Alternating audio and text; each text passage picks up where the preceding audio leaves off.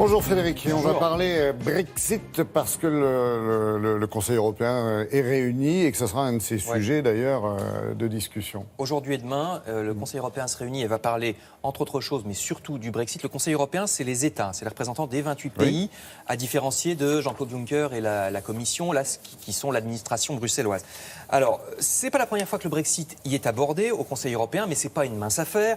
Depuis quelques jours, il commence enfin à y avoir des accords sur les questions pratiques. Et vous allez voir qu'elles sont souvent épineuses, ces questions pratiques. D'abord, regardez, il y a un problème, c'est l'Irlande. Parce que comme vous le savez, l'Irlande du Sud, autrement dit la République d'Irlande, c'est un pays indépendant, capitale Dublin. Par contre, l'Irlande du Nord, c'est une province britannique qui dépend du Royaume-Uni, c'est-à-dire de Londres. Par conséquent, il y a une frontière entre l'Irlande et l'Irlande du Nord. Mais aujourd'hui, comme l'Irlande et le Royaume-Uni sont tous les deux dans l'Europe, cette frontière irlandaise, elle est complètement ouverte. Regardez, on la passe sans y penser. C'est à peine si on voit au bord de la route le panneau qui marque la frontière. Il n'y a pas de douanier ni de barrière. Mais que va-t-il se passer une fois qu'il y aura eu le Brexit, quand le Royaume-Uni, donc l'Irlande du Nord, aura quitté l'Europe? Alors, il y a eu un accord ces derniers jours. La première ministre britannique Theresa May a dit qu'il n'était pas question de rétablir une frontière fermée entre les deux Irlandes. Mais alors là, ça pose un autre problème, parce que si les marchandises européennes peuvent arriver en Irlande du Sud, parce que c'est toujours l'Europe, qu'elles peuvent passer en Irlande du Nord, parce qu'il n'y a pas de frontière, et que d'Irlande du Nord, elles peuvent aller jusqu'à Londres, parce que c'est le même pays, le Royaume-Uni, ça veut dire que ça servait à rien pour Londres de quitter l'Union européenne, puisque les marchandises européennes, en faisant le détour par l'Irlande, peuvent encore arriver jusqu'à Londres. Donc c'est une situation, pour le coup, absolument inextricable. Et Londres sera obligé plus ou moins de continuer à suivre la politique commerciale européenne, parce que sinon ça devient ingérable. Donc c'est un petit peu problématique pour les partisans du Brexit anglais.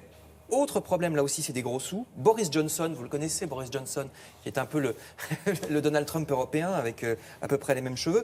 Alors, il se vante, c'est le ministre des Affaires étrangères, il se vante depuis le début que du Brexit, que la Grande-Bretagne ne payera pas ce qu'elle doit à l'Europe, parce que, pour l'instant, la Grande-Bretagne n'est pas sortie de l'Europe, donc elle a encore des trucs à payer, Ça chauffe aujourd'hui même au Parlement là-dessus. Justement. Donc Johnson a dit, je ne payerai pas. Et bien sûr que si, vous voyez, il y a eu un autre accord, deuxième accord. Vous voyez, Jean-Claude Juncker, donc de la Commission européenne, oui, Londres va payer environ 50 milliards pour l'instant, parce que ça, c'est ce qui est déjà négocié, mais il y aura encore d'autres négociations sur d'autres sujets. Donc il y aura une cinquantaine de milliards qui sont la note que les Anglais doivent de toute façon à Bruxelles. C'est même plutôt des retards.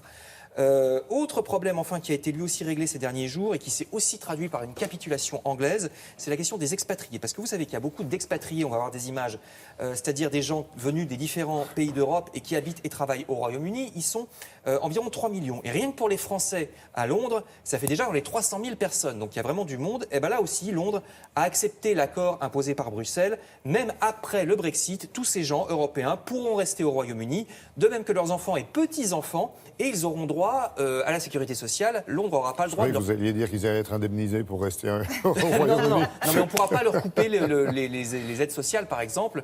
Donc ça fait exactement comme si Londres n'avait pas quitté l'Union européenne. Alors on en est là. La réunion à Bruxelles aujourd'hui et demain doit valider ces accords qui ont eu lieu ces derniers jours et la semaine dernière sur l'Irlande, sur la facture à payer par Londres et sur les expatriés. Et maintenant, une fois que ça sera validé, on va passer à une autre étape qui seront les accords commerciaux. Vraiment, comme on fait avec le Canada ou d'autres pays, puisque la Grande-Bretagne commencera à être traitée par l'Europe comme un pays indépendant.